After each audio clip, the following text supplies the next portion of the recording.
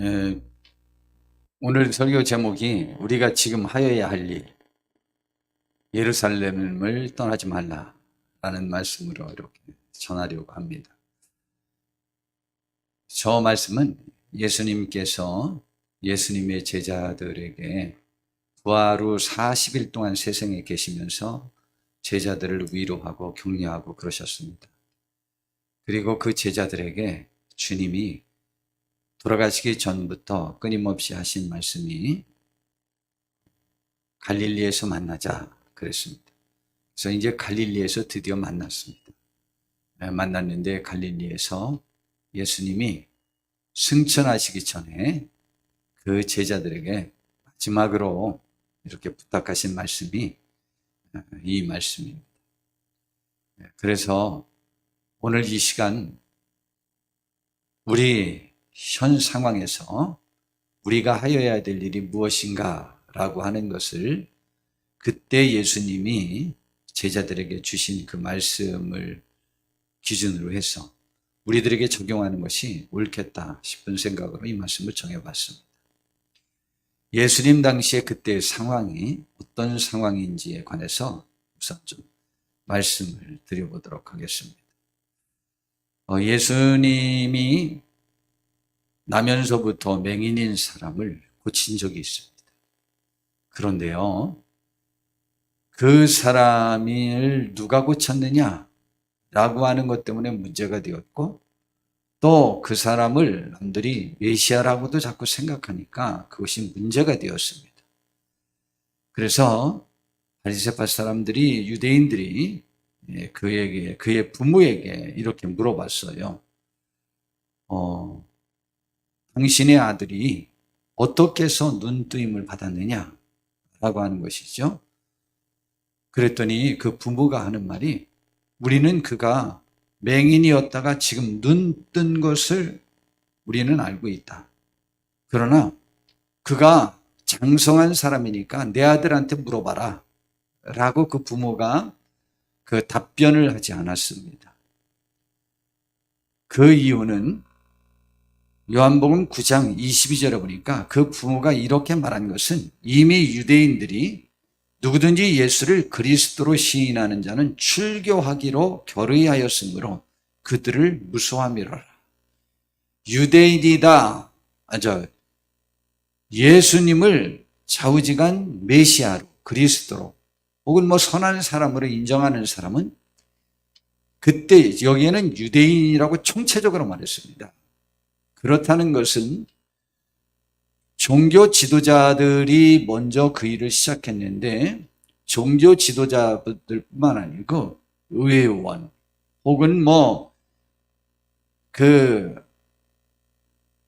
지금으로 치면 공무원들, 그 모든 사람들까지 모두 해서 지금이랑 똑같죠. 교회 갔다라고 하면 문제를 삼기로 결의한 거랑 같죠.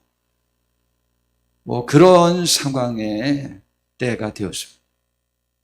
물론 예수님은 나면서부터 핍박을 받고 죽음의 위협을 받고 비난을 다니시고 그렇게 하셨지만은 지금 예수님 시대가 돌아가시기 전에도 이랬습니다. 그뿐만이 아니고 요한복음 12장 42절에도 그러나 관리 중에도 그를 믿는 자가 많았는데 바리새인들 때문에 드러나게 말하지 못하니, 조금 전에는 아예 유대인 전체로 이렇게 말하고 있잖아요. 드러나게 말하지 못하니 이는 출교를 당할까 두려워합니다. 그러니까 자기들의 기관의 그 어떤 직을 맡은 사람으로서의 역할을 감당할 수 없어요. 의회원도 마찬가지고 바리새파 그 당에서도 마찬가지고, 또한 그뿐만이 아닙니다. 요한복음 19장 38절부터 보니까 예수님이 돌아가셨을 때 그 예수님의 장사를 지내주려고 나섰던 사람이 있었습니다. 근데 여지껏 그 사람이 예수님을 추종하는 사람이라는 것을 표를 낸 적이 없습니다. 38절에 보니까 아리마대 사람 요셉은 예수의 제자이나 유대인이 두려워 그것을 숨기더니 2일 후에 예수님이 돌아가시고 났는데 아무도 그를 장사 지내려고 할 수 있는 사람이 없는 거예요. 그런데 이 사람은 유대의 부자였던 사람이었기 때문에 빌라도와 관계가 돼 있다 이 말이죠. 그래서 부유한 그것을 이용해서 빌라도에게 가서 예수의 시체를 가져가기를 구하며 자기가 그를 따른다는 것과 상관이 없이 빌라도도 지금 골치죠. 시체를 그냥 거기다 그냥 둔다는 것, 빌라도도 지금 기분이 좋지 않아요. 왜냐하면 빌라도는 예수님 때문에 지금 골머리를 앓고 있습니다. 그리고 유대 제사장들과 그 바리새파 사람들, 그 유대 지도자들이 음흉한 마음으로 자기들이 직접 죽이기에는 부담스러우니까 자기의 힘을 빌어서 죽이려고 한다는 것 너무 잘 알고 있습니다. 여러분, 모든 정보를 누가 제일 많이 갖고 있을까요? 그때 유대 총독인 빌라도입니다. 우리나라에서 지금 정보를 누가 제일 많이 갖고 있을까요? 물론 대통령에게 보고하는 정보를 숨길 수는 있지만 전체 규합한 정보는 대통령이 제일 많이 갖고 있습니다. 그래서 결정은 대통령이 해야 되는 거예요. 그 정보에 의하여 대통령이 결정하는 거예요. 그래서 지도자가 책임이 있는 거예요. 빌라도가 그거 음흉한 그 속셈 모릅니까? 재판 과정에서도 빌라도는 예수님이 무죄하다는 걸 너무 잘 알고 있고 그를 살려주려고 무한히 노력했었잖아요. 그런데 폭동이 일어날까 봐서 어쩔 수 없이 그냥 허락한 겁니다. 그런데 그분이 그 제패에도 유대인의 왕이라고 빌라도가 적었잖아요. 그랬더니 또 유대인들이 와서 난리 쳤습니다. 자칭 유대인이라고 적으라 그랬더니 아니다. 내가 써야 될 것을 썼다. 라는 것입니다. 양보하지 않았습니다. 그 예수님이 일반 시신도 방치되는 것이 좋지 않은데, 기분 좋지 않은데 예수님의 시신이 방치되는 것이 지금 굉장히 불편한 거예요. 그러나 자기가 나서서 하기도 유대인들이 있고 여러 가지 눈치가 보이는데 이 부자인 이 아리마대 요셉이 나서서 그 시신을 달라고 하니까 내가 장사 지내려고 한다 라고 하니까 뭐 너무 좋은 거죠. 그래서 허락했어요. 그래서 예수의 시체를 장사 지냈습니다. 일찍이 예수께 밤에 찾아왔던 니고데모도, 이 사람은 또 율법학자고 지도력이 있었던 바리새파 사람 아닙니까? 그런데 니고데모도 모략과 침향 섞은 것을 100리터쯤 가지고 왔습니다. 그렇게 해서 그들이 장사를 지내줬죠. 감사한 일이죠. 이거 항상 이 숨은 제자들이라는 거죠. 제자는 어떤 제자여야 더 좋다고요? 베드로 사도와 같은 그 12제자와 같은 500여 무리, 120명 무리 같은 그런 사람이 교회를 부흥시킵니다. 그러나요, 교회는 사회적 영향력이 있는 이런 숨은 제자도 정말 필요합니다.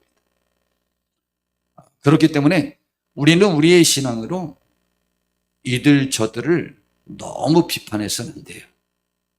그들은 물론 하나님의 영광보다 사람을 더 두려워하는 것이 분명하긴 하지만 그러나 그 믿음이 결정적인 순간에 이렇게 쓰임받을 수 있으니까 우리는 그걸 꼭 이해해 주시는 것이 참 좋겠다라는 생각이 있습니다.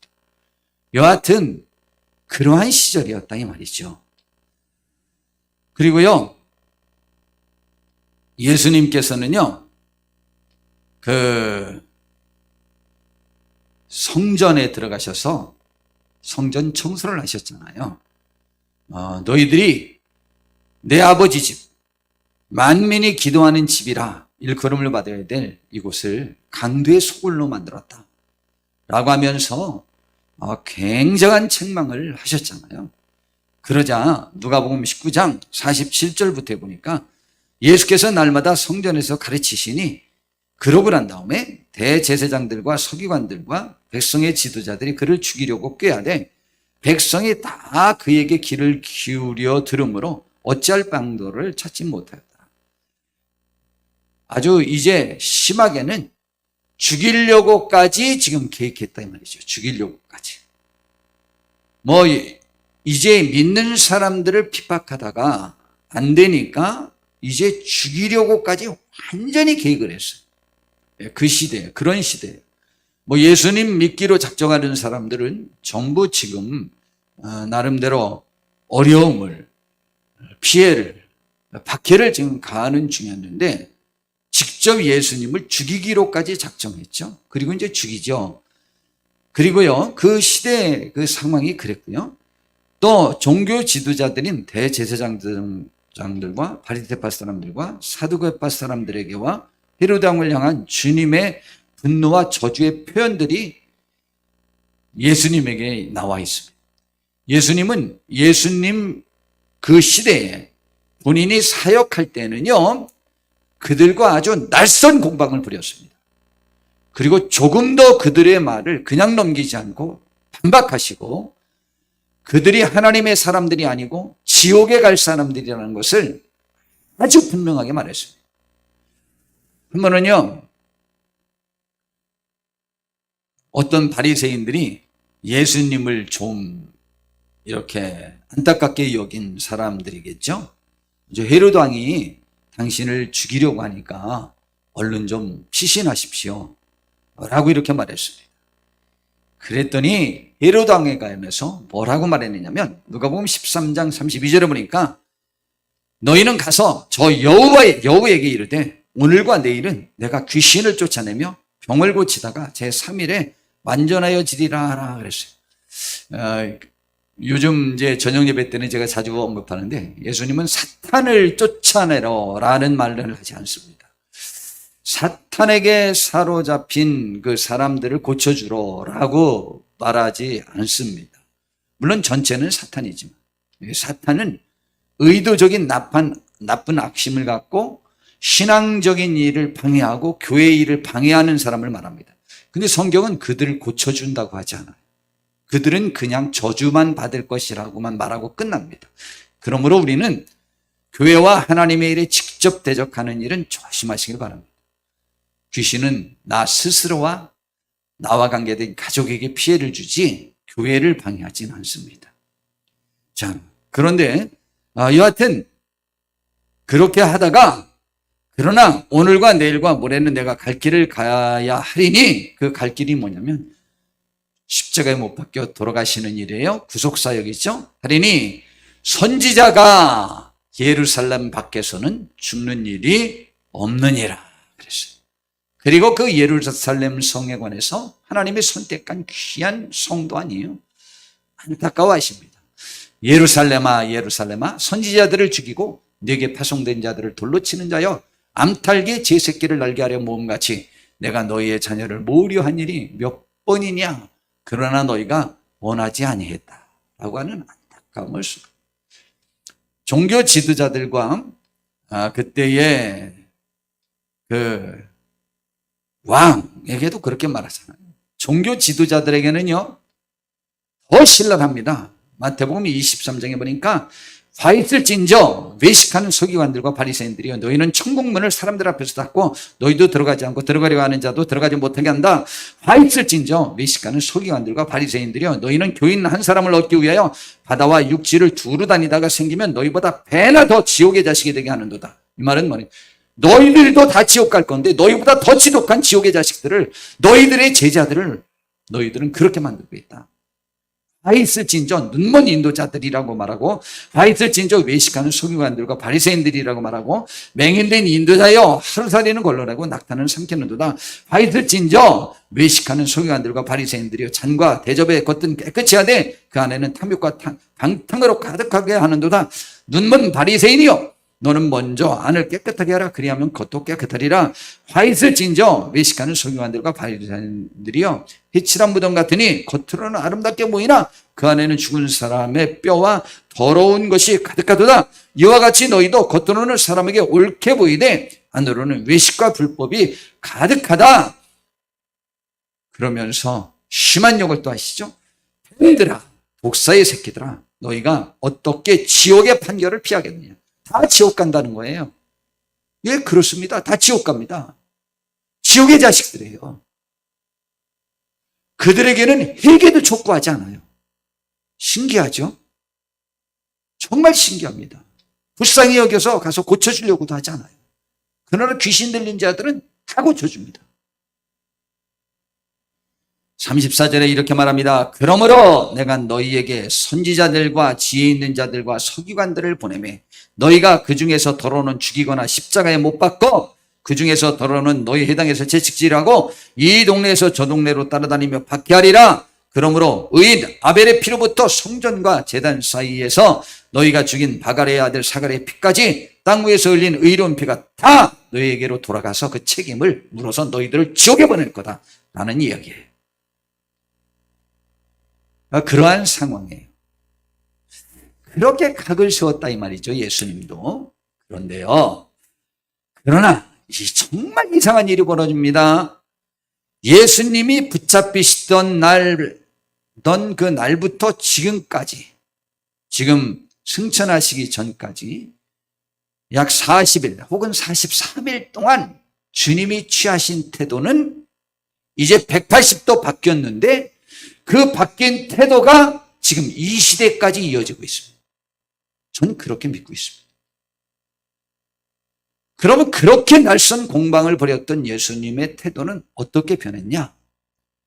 예수님이 마지막 날 밤에 겟세마네 동산에서 기도하다가 배신자 가룟 유다가 예수님을 잡을 무리를 데리고 와서 그 동산에서 예수님을 잡는데 그때 예수님에게 친근한 척하면서 예수님이요 라면서 습관대로 예수님에게 입맞춥니다. 그것은 이미 군호를 맞춘 거예요. 내가 입맞추는 자가 예수니까 그를 잡아라. 괜히 베드로가 더 막 나대니까 베드로가 지도자인지 않고 베드로를 알고 베드로를 잡아가지 말라 뭐 이런 얘기죠. 뭐 그렇게 하고 있었습니다. 그러자 입맞추고 인사하고 난 다음에 군병들이 우르르 달려들어 예수님을 잡습니다. 그러자 졸다가 깨어나서 그 상황을 봤던 베드로가 보니까 이것들이 우리 예수님을 잡아? 그리고 그냥 칼을 빼가지고 휘둘렀습니다. 대제사장의 종 말고라고 하는 사람의 귀를 떨어뜨렸습니다. 그러자 예수님께서 그 말고의 귀를 이제 붙여줍니다. 그리고는 예수님이 베드로에게 이런 말씀을 하십니다. 내 칼을 도로 칼집에 꽂으라. 칼을 가지는 자는 다 칼로 망한다. 너는 내가 내 아버지께 구하여 지금 12군단 더 되는 천사를 보내시게 할 수 없는 줄 아느냐? 12군단이 뭐예요? 천사 하나만 와도 그냥 여기 있는 군병들 한 번에 다 죽일 수 있습니다. 그거 내가 할 수 없어서 안 하는 줄 아느냐? 내가 만일 그렇게 하면 이런 일이 있으리라 한 성경이 어떻게 이루어지겠느냐? 구원이 어떻게 이루어지겠느냐라는 거예요. 그리고 말고의 귀를 붙여주고 그들을 평안히 가게 하고 오히려 겸손한 말씨로 나를 잡으러 왔으니까 나는 잡아가지만 내 제자들은 도망가도록 둬라 라고까지 부탁하시잖아요. 잡히시는 그 순간부터는 정말 무서울 정도로 저는 이 시대까지 교회의 핍박자들을 향하여 예수님께서는 한마디의 입을 열지 않으셨다는 얘기예요. 입을 열지 않습니다. 십자가에서는 어땠고요? 십자가에서요.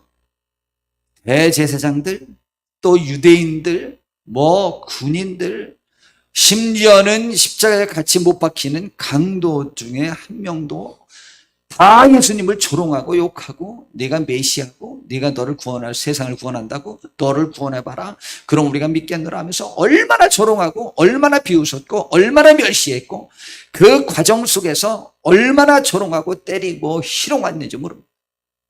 그러나 주님이 그 십자가에서 뭐라고 말씀하셨냐면 누가복음 23장 34절에 아버지여 저들을 사여 주옵소서. 자기들이 지금 하는 것을 그들은 무슨 일인지도 알지 못하고 합니다. 그리고 군인들은 천연덕스럽게 예수님의 겉옷을 제비 뽑아 나눠 갖고도 있습니다. 그러한 상황. 거기서도 그들을 원망하지 않습니다. 신기합니다. 잡히면서부터 지금까지 한 말씀도 하십니다. 이 말씀 이후에 자신을 죽이시고 이후로 사도들과 신자들을 죽일 그들에 대한 어떤 불편한 마음의 표현이 없으십니다. 그리고는 예수님께서는요, 오로지 예수님을 위하여 죽기로 작정했는데 사탄의 유혹에 의하여 혹은 믿음이 연약해서 예수님을 버리고 도망갔거나 예수님을 배신한, 그래서 마음에 상처를 받고 찢겨 있고 그래서 낙심했고, 그리고 예수님이 돌아가신 것 때문에 실망하고 낙심해서 예수님이 그리스도라고 하는 것을 전해야 되는데 전할 힘도 없는 부족한 그들, 피투성이가 된 그 마음의 상처들을 위로하려고 예수님께서는 부활하신 후에 40일 후에 그들에게 일일이 찾아가시면서 위로하시고 격려하시고 그들을 충분히 사랑한다는, 혹은 그들이 자기를 사랑한다는 것 알고 있다는 그러한 표현을 충분히 쓰시면서 그들이 그렇게 기세등등하게 최대한으로 헌신을 다짐하고 약속할 때 예수님께서 그들에게 맡겨주신 양떼와 십자가를 질 수 있다라고 하는 것들을 그들에게 말씀하시고, 양떼를 맡기고 나를 위하여 죽을 수 있다라고 말씀하시면서 그들이 지금 이러한 어려운 상황이지만 어떻게 해야 되는지에 관하여만 집중을 하십니다. 정말 놀라운 사실이요. 다른 말씀 하나도 안 하시고 다른 일 조금도 안 하십니다. 자기들을 죽인 사람들 전혀 아예 언급이 없어요. 아예 관심이 없고 만난 적도 없고 스친 적도 없어요. 그들과는 전혀 관계하지 않아요. 굳이 말하면 무슨 이유로든 상처를 받고 무슨 이유로든 낙심해서 주님께 충성하여야 만족할 영혼을 지닐 그들을 만나서 어루만지고 위로하고 할 일을 제시해 줍니다.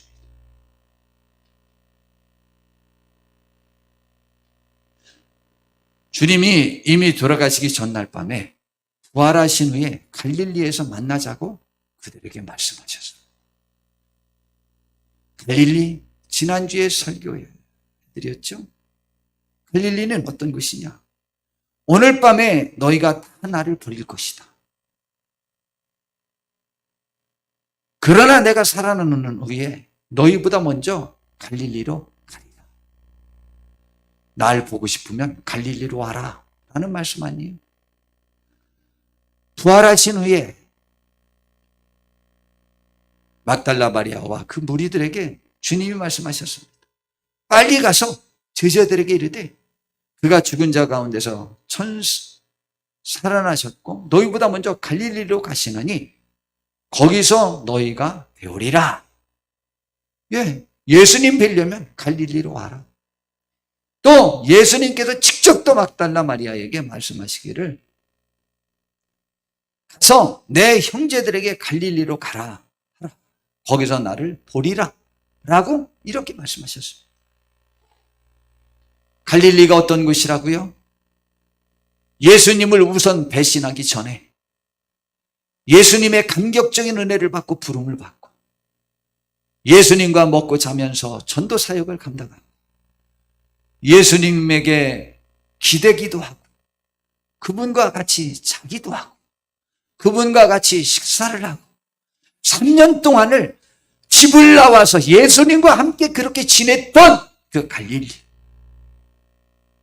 자기들이 실패했고 낭망했고 비참해지지 않았던 그 전에 교제했던 그곳, 그 지난 과거의 그 사랑을 회복하기 위하여 갈릴리에서 만나자는 거예요. 드디어 갈릴리에서 만나잖아요. 40일 지난 후에 마태복음 28장에 보니까 11제자가 갈릴리에 가서 예수께서 지시하신 산에 이르러서 그분의 지상 최대의 명령을 받습니다. 땅끝까지 이르러 내 복음을 전해달라고 그 말씀을 받습니다.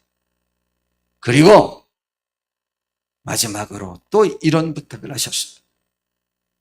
승천하시기 직전의 부탁, 예루살렘을 떠나지 말라고 부탁하셨습니다. 누가복음 24장 44절부터 보니까 이제 이 명령을 주. 이제 지난주에 우리가 생각한 것은 갈릴리에서 만나자라는 이야기였다면 그것은 회복을 위한 것이죠. 이제 회복을 위한 데서 회복이 어느 정도 됐다면 본래의 사명을 감당하기 위한 힘을 얻어라. 그리고 그 일을 감당하라라는 명령이죠. 그걸 감당하기 위해서는 이제 어디로 가야 되느냐? 선지자는 어디에서 죽는다고요? 예루살렘에서 죽는다고 그랬어요. 그러니까 그들의 현장은 우선 예루살렘이에요. 예루살렘에 가서 사역을 하다가 거기서 죽으라 이 말이에요. 이제는 그 죽을 힘을 얻기 위해서는 갈릴리에서 만났지 않았느냐? 그런데 이제는 예루살렘에 머물러. 그거죠? 또 이르시되 내가 너희와 함께 있을 때에 너희에게 말한 바 곧 모세의 율법과 선지자의 글과 시편의 나를 가리켜 기록된 모든 것이 이루어져야 하리라. 한 말이 이것이라. 지금 이제 예수님이 하신 모든 일, 죽었다 살아나는 일, 이에 그들의 마음을 열어 성경을 깨닫게 하시고 또 이르시되 이같이 그리스도가 고난을 받고 제3일에 죽은 자 가운데서 살아날 것과 또 그의 이름으로 제사함을 받게 하는 회개가 예루살렘에서 시작하여 모든 족속에게 전파될 것이 기록되었으니 너희는 이 모든 일의 증인이라. 볼지어다 내가 내 아버지께서 약속하신 것을 너희에게 보내리니, 성령님을 말합니다. 너희는 위로부터 능력으로 입혀질 때까지 이 세상에 머물러라 라고까지 이제 말씀하신 거예요. 그것이 누가복음의 기록이에요. 그런데 사도행전 1장 3절부터 그것을 재차 강조하면서 이렇게 말합니다. 그가 고난받으신 후에 또한 그들에게 확실한 많은 증거로 친히 살아 계심을 나타내사 40일 동안 그들에게 보이시며 하나님 나라의 일을 말씀하시니라. 사도와 함께 모이사 그들에게 분바에 이르시되 이제는 예루살렘을 떠나지 말고 내게서 들은 바 아버지께서 약속하신 것을 기다리라. 요한은 물로 세례를 베풀었으나 너희는 몇 날이 못되어 성령으로 세례를 받으리라. 그 말씀을 하셨습니다. 그런데 제자들이 이런 말씀을 들으면서도 의문이 생긴 거예요. 아직도 이 땅에 예수님 그리스도 왕국을 그들이 기대하는 거죠. 그래서 자기들이 높은 자리에 올릴 것을 생각하는 거죠. 그런데 이제 사도행전 1장 6절에 보니까 오늘 본문이죠. 그들이 모였을 때에 예수께 또 여쭤봤어요. 우리가 신앙이 있어도 세상적인 것에 좀 매일 수는 있습니다. 그런데요, 제가 단호하게 말씀을 드리는데 우리가 우리들의 삶의 여건에 매여 있을 때, 우리들의 삶의 여건에 제일 많이 매여 있는 것이 첫 번째는 물질입니다. 제가 보기엔 물질이에요. 두 번째는 질병이에요. 나에게 병이 생기면 그보다 더 중요한 일은 없어요. 그 다음에 내 가족 관계예요. 그리고 포괄적으로는 내 미래예요. 미래의 삶에 관한 염려예요. 그런데 우리가 신앙이 있다고 하더라도 여기에 사로잡힐 수 있어요. 그런데 우리가 이런 곳에 사로잡혀서 위축되고 그것이 신경 쓰여서 어느 땐 예배도 못 오고 교회 일도 못할 때도 있어요. 그러나 현 시대에는 이것보다 더 강력한 것은 이 세상의 쾌락이에요. 돈이 있어서 그것을 쓰고 싶어 갖고 교회를 못 와요. 이 시대는 이것이 더 해당돼요. 그리고 세상의 염려겠죠. 쾌락. 이 세상의 쾌락과 또 염려, 나름대로는 염려. 이 두 가지가 겹치는 거죠. 조금의 핍박이 오면 거기에 예속되는 거죠. 지금 이 시대는 그렇게 살고 있습니다. 그래서 이 세상 사람들과의 관계성이 더 중요하니까 그들의 관계성에 조금이라도 교회 생활이 방해가 되는 것 같으면 오고 싶어 하지 않는 거죠. 그렇다 손칠지라도 여하튼 우리가 무슨 것들로 인하여 그렇게 됐다고 할지라도 성령이 임하면 어떻게 되느냐 하면 성령이 임하면 저런 것 구하지 않고 성령이 임하면 이상스럽게 물질의 문제에 걱정해서 내가 해방됩니다. 성령을 지금 강력하게 받아요. 두 번째, 내 질병의 문제도 벗어납니다. 내 가족 간의 문제도 벗어집니다. 그리고 내 이 세상의 쾌락을 추구하고자 하는 것에서도 벗어납니다. 그리고 사람들에게서 예속되는 것도 벗어납니다. 시대적 상황에서도 자유합니다.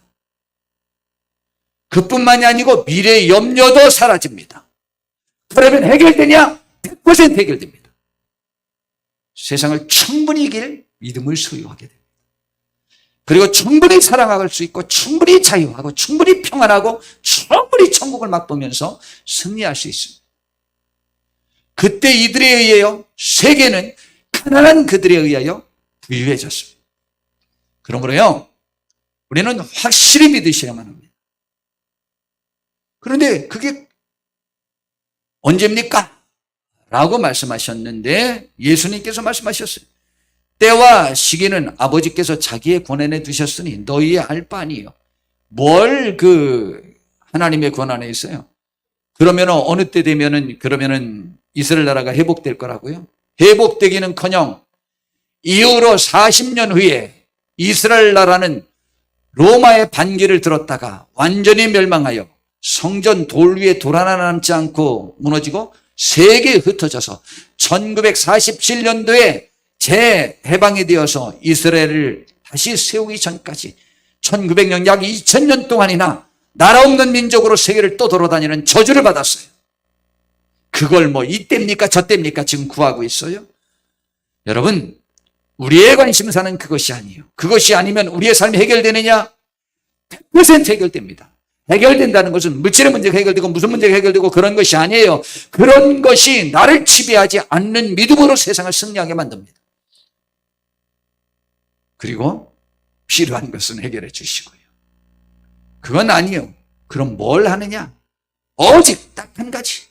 성경은 먼저라고 하죠. 혹은 다만이라고 표현하죠. 너희는 먼저 그의 나라와 그의 의를 구하라고 했죠.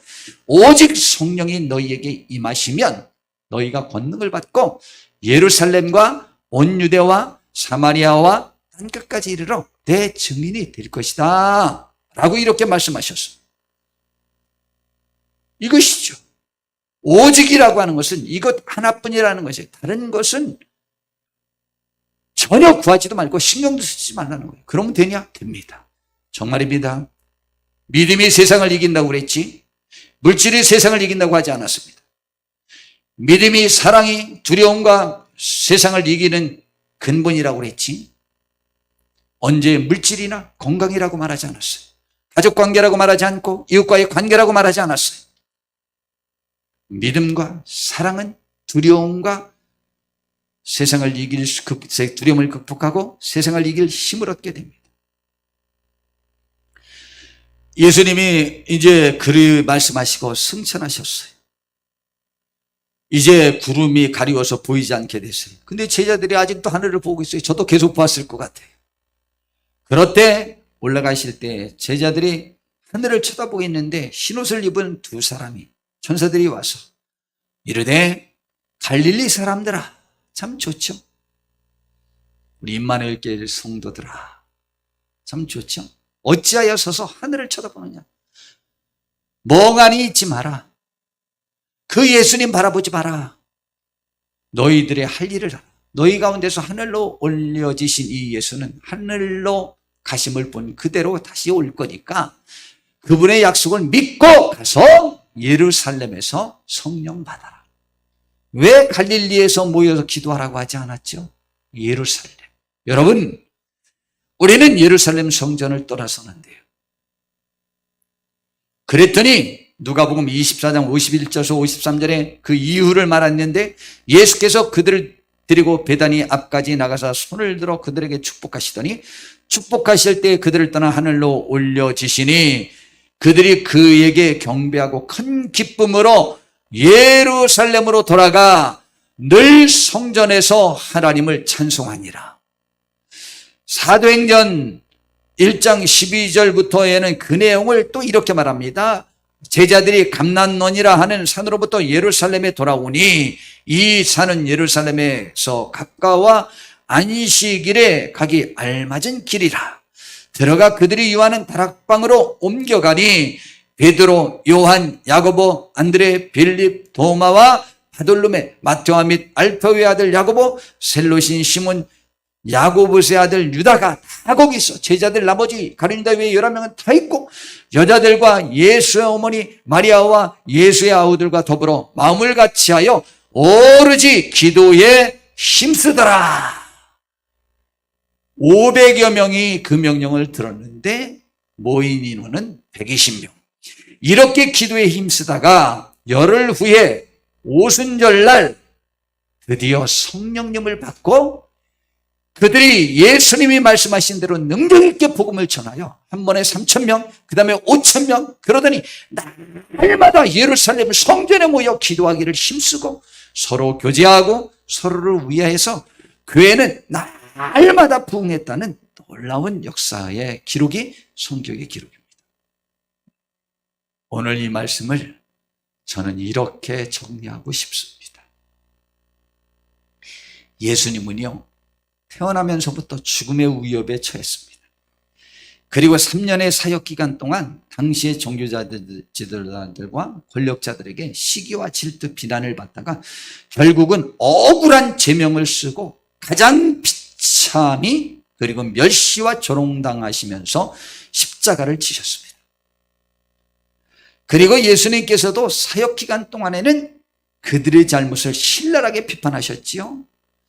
아까 말씀드린 대로 헤롯왕에게는 여우라고 표현하셨고, 종교 지도자들에게는 외식하는 서기관들과 바리새인들, 눈먼 인도자들, 맹인된 인조대들, 그래서 뱀들아 독사의 새끼들아 너희가 어떻게 지옥의 판결을 피하겠느냐라고 저주했습니다. 굳이 말하면 지옥에라 떨어져라 이것들아 라는 거죠. 그러나 신기합니다.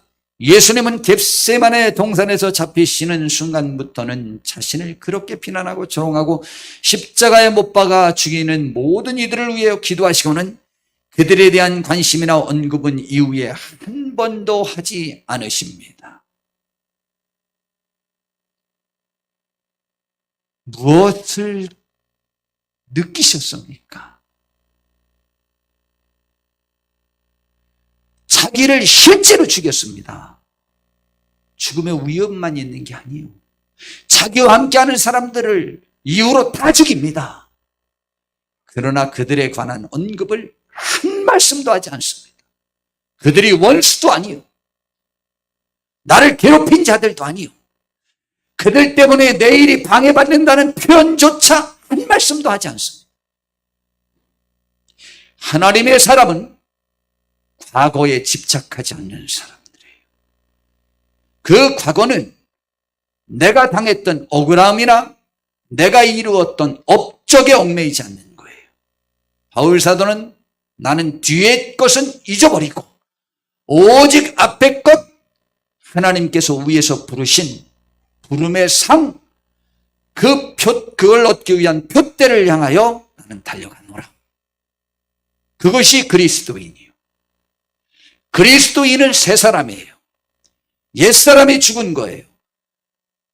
옛날에 나에게 피해를 입혔던 사람이나 나를 가로막아 나를 죽이는 사람조차도 있는 거예요. 나는 하나님이 날 위해 죽도록 예수 그리스도를 허락해 주신 그분의 사랑에 메인받은 사람들로 새 사람이 된 사람들이에요. 과거의 사람이 아니에요.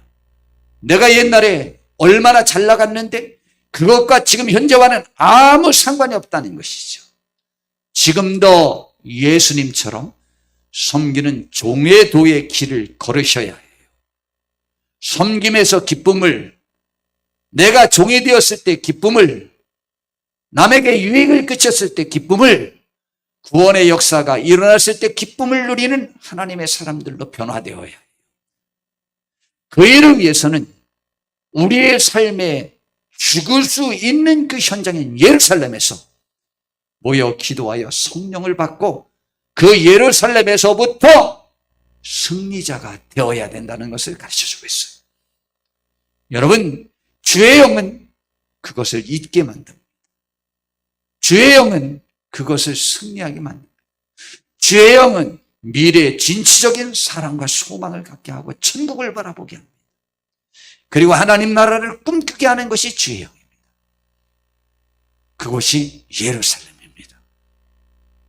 갈릴리에서 회복했다면 예루살렘에 모여서 기도해서 그 사역을 성취할 수 있는 우리가 되기를 진심으로 바랍니다. 이것이 믿음의 사람, 성령의 사람, 예수의 사람입니다. 이러한 생각과 믿음과 사랑으로 세상을 이겨봅시다. 그리고 진취적으로 나아갑시다. 하나님의 은혜가 오늘 주께 모여 예배하는 우리 모든 성도님들에게 함께 하시기를, 또 이 방송을 듣는 분에게도 함께 하기를 진심으로 바랍니다. 기도하겠습니다. 주님, 우리들에게 하나님의 축복이 있어지게 하옵소서. 하나님, 예수님의 발자취를 따르라고 주님이 말씀하셨고, 그의 명령은 죽음보다 생명보다 귀한 것임을 말씀해 주고 있습니다. 곧 주의 명령대로 살면 우리를 자유케 한다고 말씀하셨사오니, 주님이 주시는 자유를 얻기 위하여 지난 과거를 잊어버리고 이 시간 우리가 집중하여야 될 일이 무엇인지를 깨닫고 그 일에 집중하여 주의 뜻을 이루고 하나님의 나라를 확장하고 세상 삶에서 승리할 수 있는 우리 모두가 되게 하옵소서. 하나님 감사합니다. 예수님의 이름으로 기도드렸습니다. 아멘.